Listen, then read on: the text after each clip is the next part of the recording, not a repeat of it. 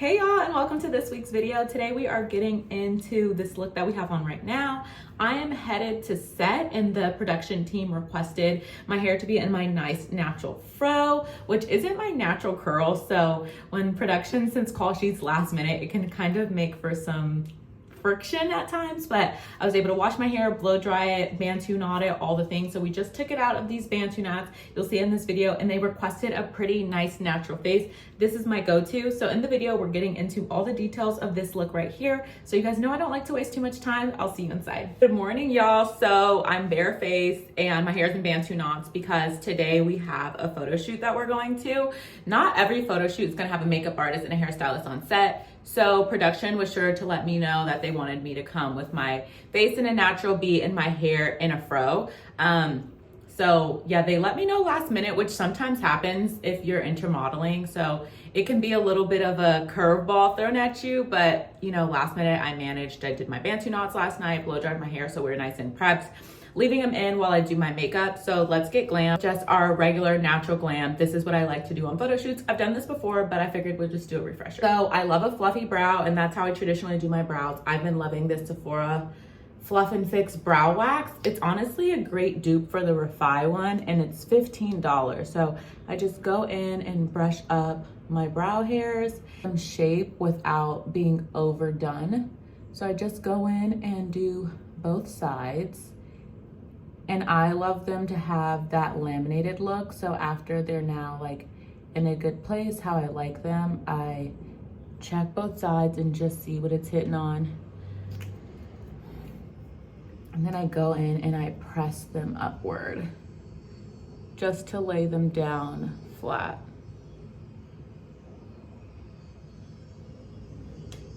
Like so. For primers, you don't always have to prime, but I love this applicator. It gives the face like a beautiful massage, and I love the grip that it gives the makeup.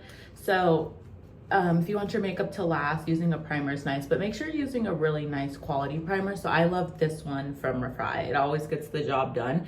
And just because you're priming doesn't mean you don't need to go in and hydrate your skin. Prior to this, I went in and I made sure my skin was nice and hydrated with the serum, a moisturizer, eye cream. Definitely want to use an eye cream if you're going to be using concealer, and I used an SPF. And I just press that into the skin like so.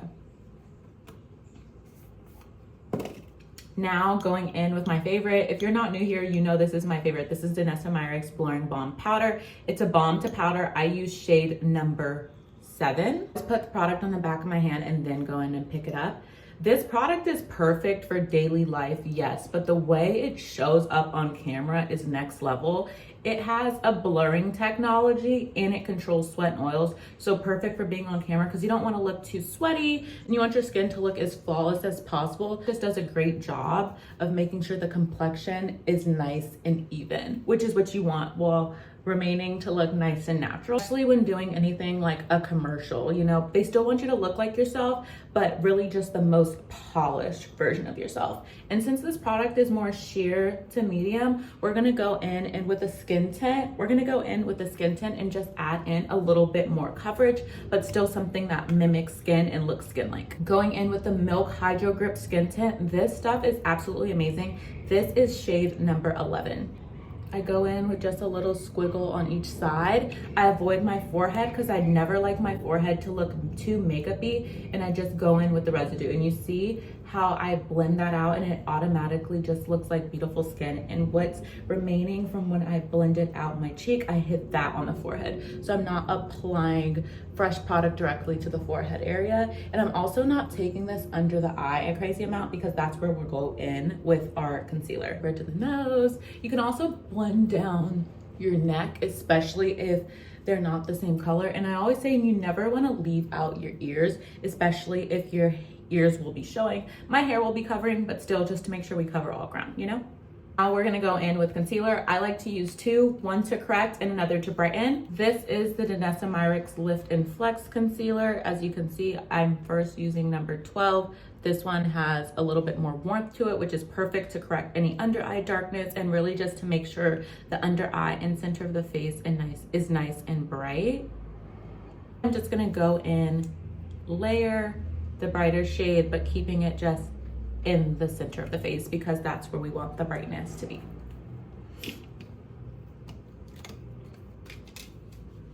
You don't have to always wait for your concealer to get tacky, but I like to because it just gives more of that full coverage look. So while we wait, I just go in with my bronzer. This is She's Chiseled by Patrick Ta. It comes in a cream and in a powder in this palette, which I absolutely love. So I go in with the cream first and I just lay that down. And this is really just to make sure our face has that snatched look, which of course looks great in daily life, but absolutely looks great in commercial. You know, the camera isn't always generous and it can make you look a little bit fluffier. So making sure your face is snatched is the least we can do.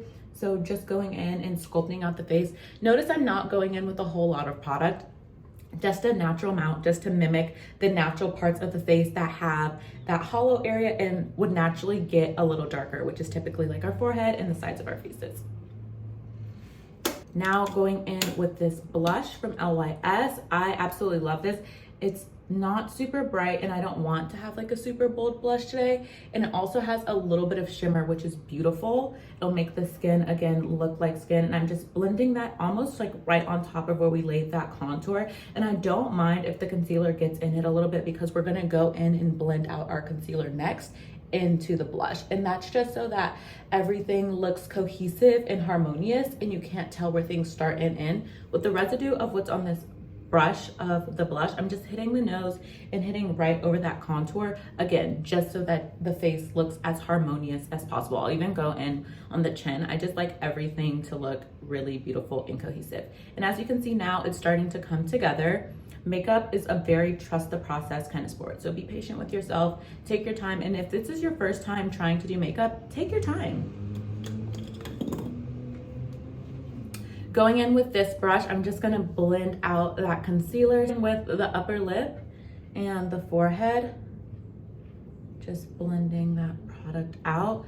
This is a natural matte finish, so I have a little bit of leeway, but I am still moving fast. And I'm just blending that out and I'm following where I laid the concealer, so taking it in that lifted motion to blend it out, and of course doing the same thing to both sides always. Blending out this side, blending that into the blush, taking what's on the brush and just hitting the lid just so it's not bare. Now that this is nice and blended out, it's time to go in and set. I always tell people anything that's applied with a cream or a liquid should be set with a powder, especially if you want longevity. And we're gonna be on camera, so we absolutely want longevity, but we also want the skin to have a beautiful blur. With going in with 2 Charlotte Tilbury powders, this is number 3 and this is the brightening shade in the yellow. Straight my powder puff and I just go in and set lightly right under that eye. And I go in with 3 first because it's a little bit more of that natural shade, mimicking my skin complexion. And then I'll go in with the yellow to brighten a little bit. And I don't want my under eye to look too yellow. So laying down this first complexion shade in number 3 gives us some leeway so that when we go in with the brightening shade, the yellow just serves as being more brightening versus the under eye looking super yellow. And if you want your under eye to look yellow, that is your prerogative. You can absolutely do what you want, but I just don't want that to look too yellowy and I just want it to have more of a natural look. So, and then I just take the residue above the lip because we had some concealer there, down the bridge of the nose because we had concealer there, and then hitting that forehead. Now, for everywhere else on the face, we're gonna go in and set our contour and our blush, but the Blurring Balm powder is a balm to powder, and remember, we applied that first, so that's gonna be controlling that sweat and the oils on the surface level for us, and also it's gonna change to that powder, so we don't have to worry about that. Pulling out my Patrick Ta again and going in with this powder, and then going in with MAC Mineralize. I love these two mixed, and then just going in and setting that contour. And see how I'm applying it lightly at first just because we don't want anything to look too powdery. It's always easier to add with makeup than it is to take away. So use a soft hand. I know personally that's something I had to learn over time. My first makeup name was Beat by V, and y'all, I have always been naturally heavy-handed and still am, but I literally had to train myself with makeup to have a lighter hand. So just doing so like this, and then just going on that jawline to just make sure that's nice and set. Softly though. super pretty. You don't need to go OD. Again, we want this to look natural. It's for a commercial. We still want to look like ourselves, just more polished and refined. And see, this is looking so beautiful and harmonious. There's no harsh lines. You can't tell where anything starts and ends, and that's always what we want. Going in with this blush, this is Fascinated from Sephora collection. It's a little bit more of a coral, and the original blush that we used was more of like a pinky, but I feel like these complement each other really well. And I don't want my cheek to look overly pinky. I just want it to look naturally flushed. So this color is perfect.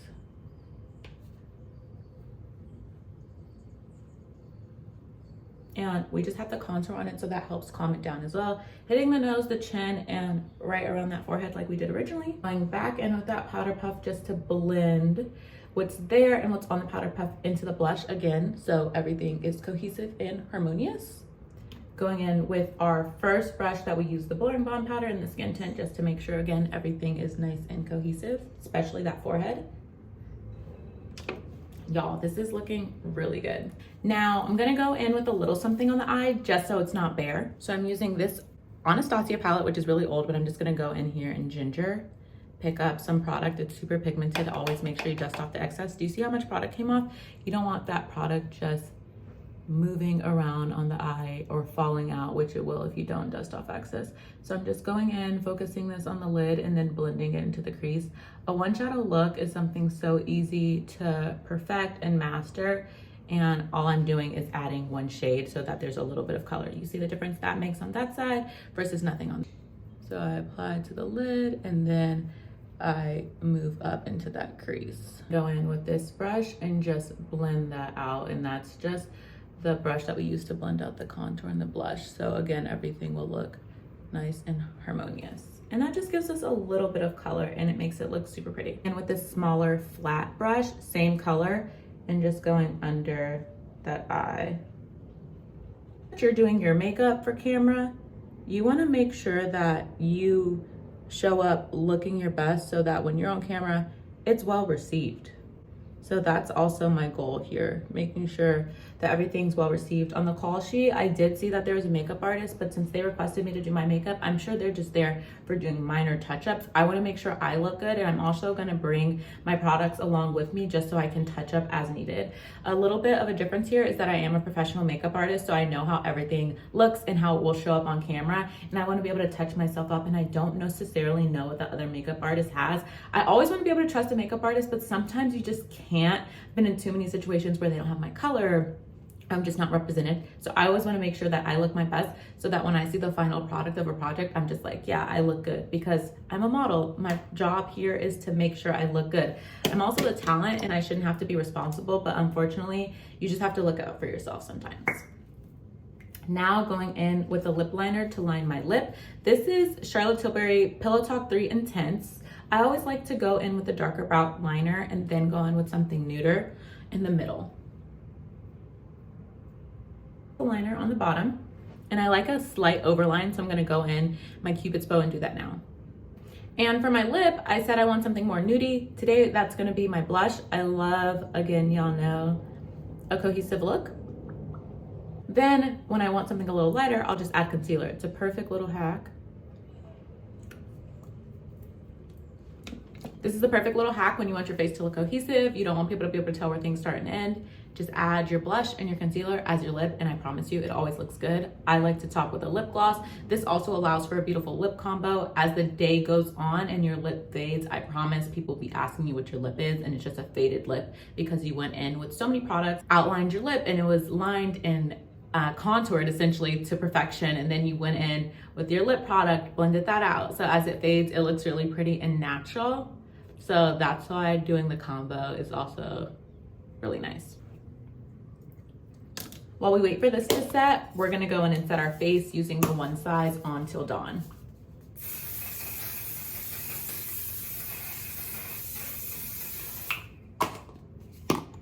This spray is super aggressive, but you wanna make sure you get all sides of your face just so everything is nice and set. As we can see, we're standing in front of the light. Everything is naturally lit.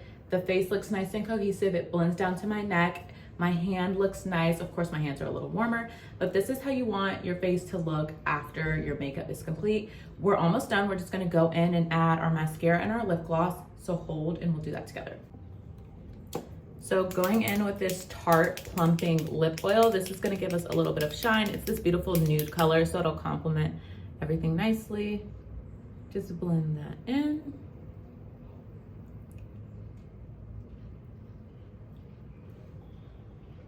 This one's also like a plumper, so it just looks nice, but you see how that gloss just gives a little bit of shine and everything looks super pretty?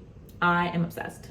This is the kind of makeup that I live for. It looks like you, it looks lived in, it looks natural, and it'll still show up on camera looking absolutely amazing, I guarantee it. Going in with lashes now, this is the House Labs mascara. I've never used it. So yeah, let's try it together for the first time. When you're doing your mascara, always make sure you look up. I never curl my lashes, but if you do, of course you would do that before this step. I love when a mascara has kind of like dried out a little bit so you can make sure it doesn't leave any splotchy spaces. This one is brand new, so I'm just using the end and just making sure I coat every little hair lightly. This is mascara, this is no mascara. Ooh, that's nice. That's really nice. Like this. And this is to make sure I don't get any like mascara under my eye, because that's literally the worst. Mascara top and bottom, no mascara top and bottom. Let's get this eye to match this eye right now. I'm super happy with how our face looks. Let's take down our hair and bring this thing on home, shall we? Whenever I take my hair out of protective style and I'm gonna be taking it down, I always wanna make sure that my fingers are nice and moisturized so my hair doesn't get too frizzy. So today we're using this Miel Organics Weightless Oil, the Kalahari Melon and Aloe Vera Deep Hydration Weightless Oil. Add shine, locks in moisture, smooth feel. That's exactly what I want when I go in and take down my hair. So I just put some on my fingers, and the oil is super lightweight, and I'll just massage it into my hand, and then I'll take down my hair and start untwisting the pieces. And I just always twist and untwist and curl, untwist and curl. And did I mention this oil smells so freaking amazing?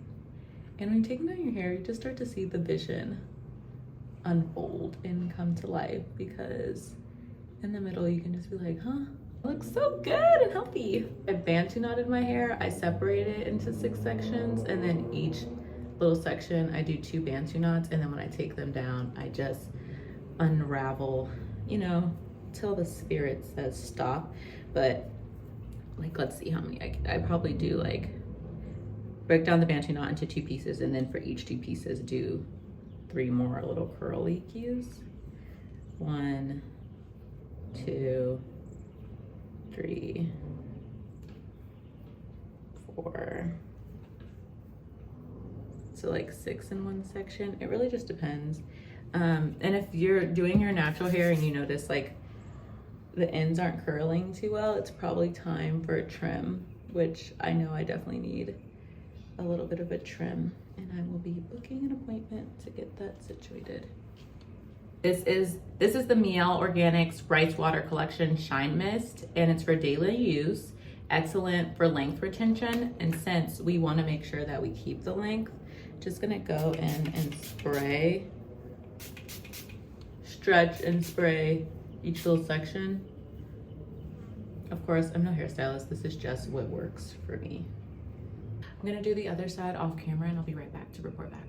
So this is both sides out with the bantu knots. I don't know where my pick is, so I'm just trying to pick up the root and get some volume. I'm gonna go buy a pick actually, so we can make this super big and fluffy as possible, as length permits, right? And just fluff this thing on out. Do one of these.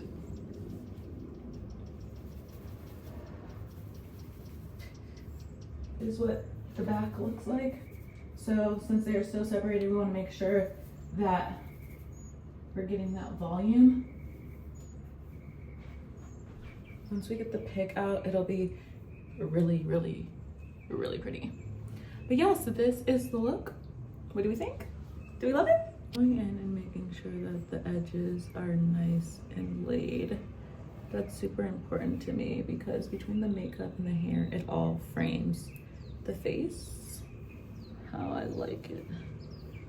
Yeah, now we're talking. Earrings always bring the look together.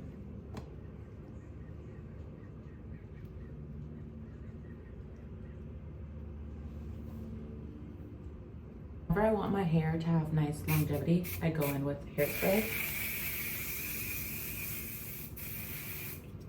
And then I pick it out for more volume. But yes, this is today's shoot look. This is shoot ready according to what production wanted. My hair in a fro, a nice natural beat. This is what we have. Let me know if you guys have any questions as it relates to modeling, prepping for shoots, doing test shoots, any of those things. I'm happy to answer. Leave any questions, comments, concerns in the comment section. I'll see you next time. Let me know if there's anything you want to see, and until next week, bye.